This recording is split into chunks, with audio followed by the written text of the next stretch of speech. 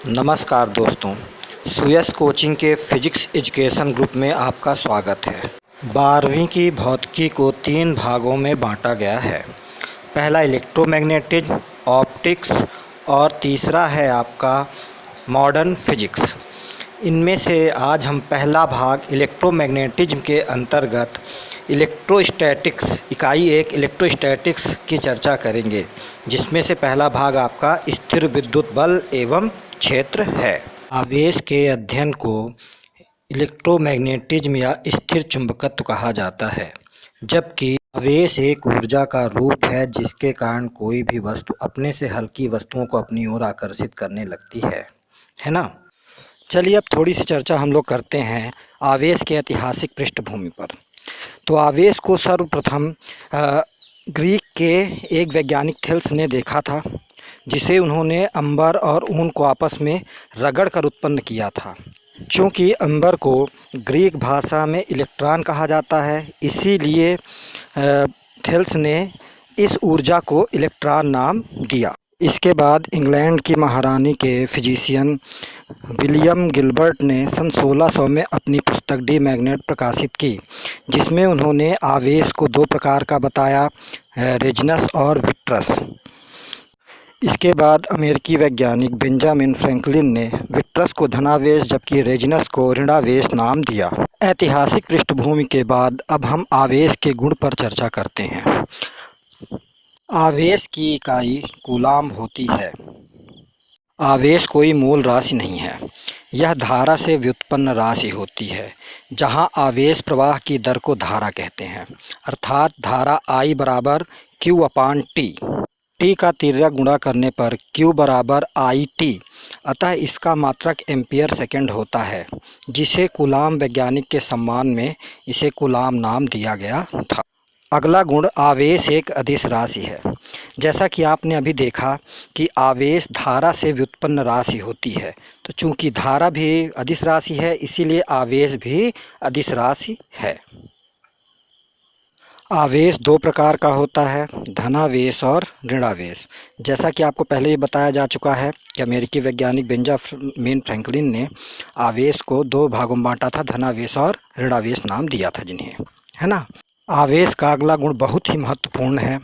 जैसा कि आप स्क्रीन पर देख पा रहे हैं, सजातीय आवेशों में प्रतिकर्षण जबकि विजातीय आवेशों में आकर्षण होता है।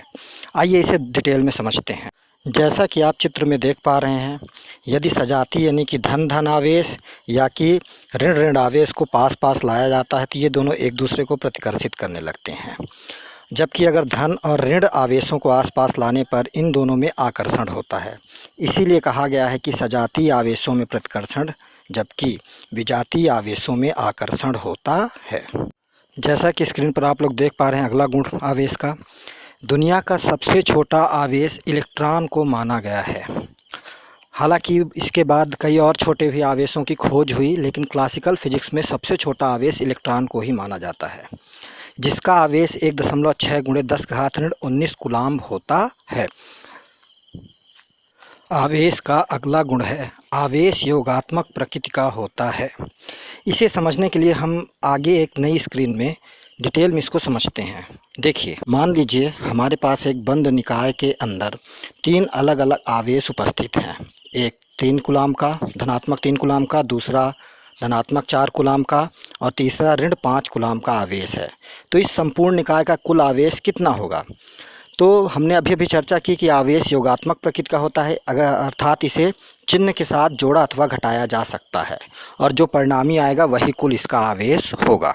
तो देखिए, बगल में स्क्रीन में लिखा हुआ है कि +3 कूलाम, +4 कूलाम और -5 कूलाम को आपस में जब जोड़ा गया तो +2 कूलाम इसका आवेश का अगला गुण बहुत ही ज़्यादा महत्वपूर्ण है, जो कि स्क्रीन पर दिख रहा है आपको, आवेश क्वांटीकृत होता है।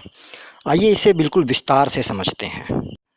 सामने स्क्रीन पर आपको एक परमाणु का मॉडल दिख रहा है, जिसका पीला भाग इसका नाभिक है तथा चारों ओर इसमें अलग अलग कक्षक हैं, जिनमें इलेक्ट्रॉन परिक्रमा करते हैं। हम जानते हैं कि नाभिक में प्रोटॉन और बाहरी कक्षाओं में इलेक्ट्रॉन होते हैं। नाभिक के प्रोटॉन पर 1.6 × 10⁻19 कूलाम का धनावेश होता है, जबकि इलेक्ट्रॉनों पर इतना ही ऋणावेश उपस्थित होता है। अब चूंकि प्रोटॉन और इलेक्ट्रॉनों की संख्या समान होती है, इसीलिए प्रत्येक इलेक्ट्रॉन का ऋणावेश योगात्मक प्रकृति के कारण प्रत्येक प्रोटॉन के धनावेश को निरस्त कर देता है। इसीलिए सामान्य प्रावस्था में कोई भी परमाणु उदासीन बना रहता है। इसको डिटेल में आप समझ लीजिए, तब अगले भाग में चलते हैं। मान लीजिए हमारे पास दो वस्तु ए तथा बी हैं। इन दोनों वस्तुओं के अंदर परमाणु उपस्थित होंगे और प्रत्येक परमाणु उदासीन होगा, अतः दोनों वस्तु सामान्य प्रावस्था में उदासीन बने रहेंगे। यदि मान लीजिए किसी कारणवश वस्तु ए से एक इलेक्ट्रॉन निकलकर वस्तु बी में चला जाता है, तब वस्तु ए पर जिस किसी भी परमाणु से इलेक्ट्रॉन बाहर निकला है उस पर एक प्रोटॉन अधिकहा हो जाएगा, एक्स्ट्रा हो जाएगा, जिसके कारण उस परमाणु पर एक प्रोटॉन के बराबर धनावेश, जबकि जिस वस्तु बी पर ये जा रहा है, काली वाली लाइन के अनुसार देखिएगा, उस वस्तु पर एक इलेक्ट्रॉन के बराबर ऋणावेश उत्पन्न हो जाता है।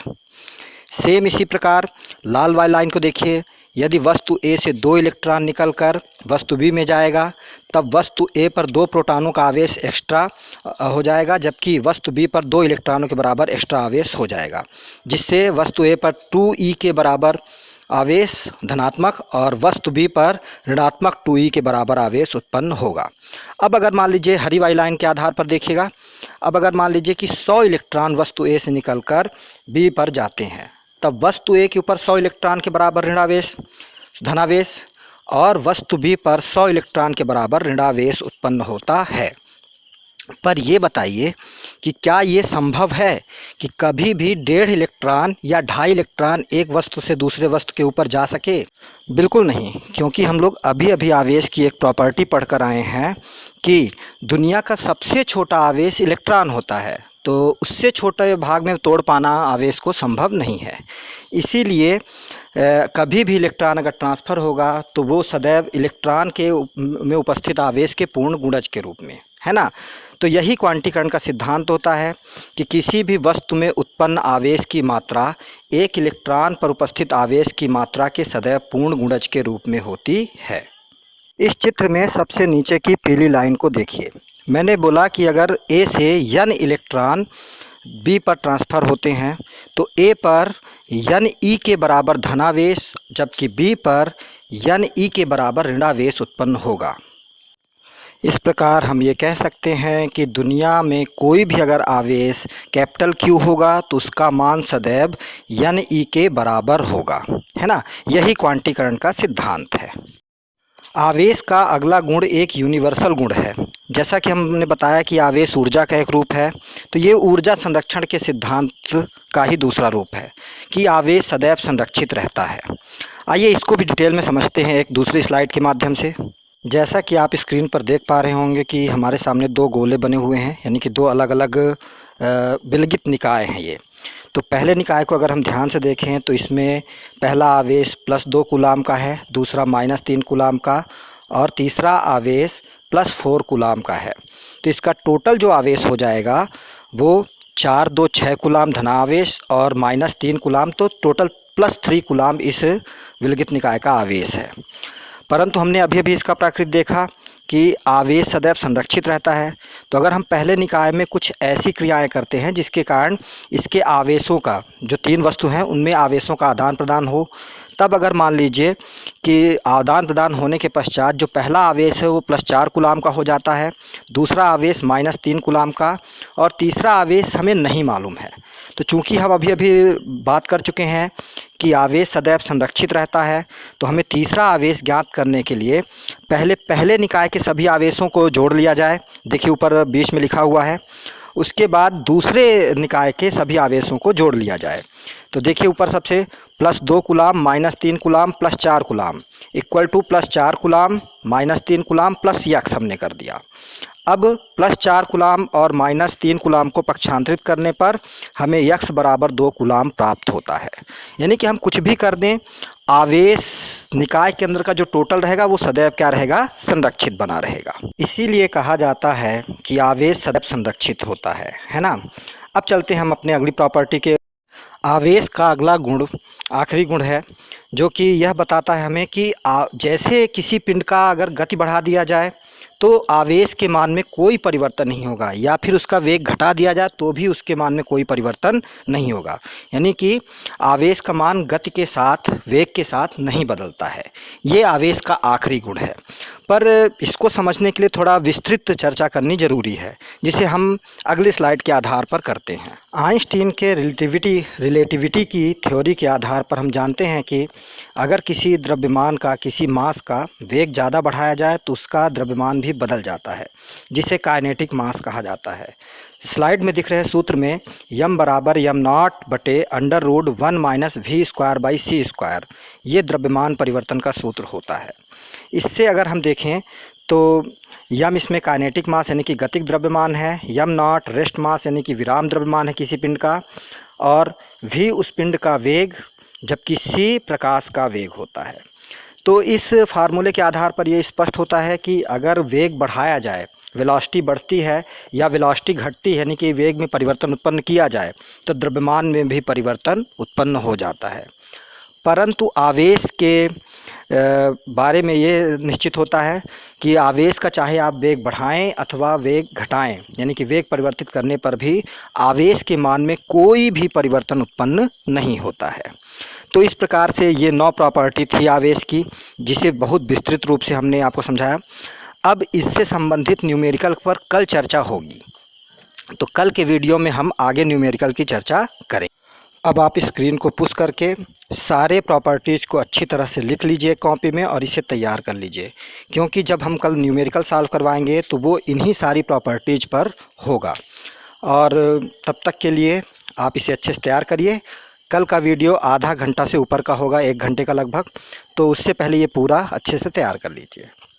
चलिए।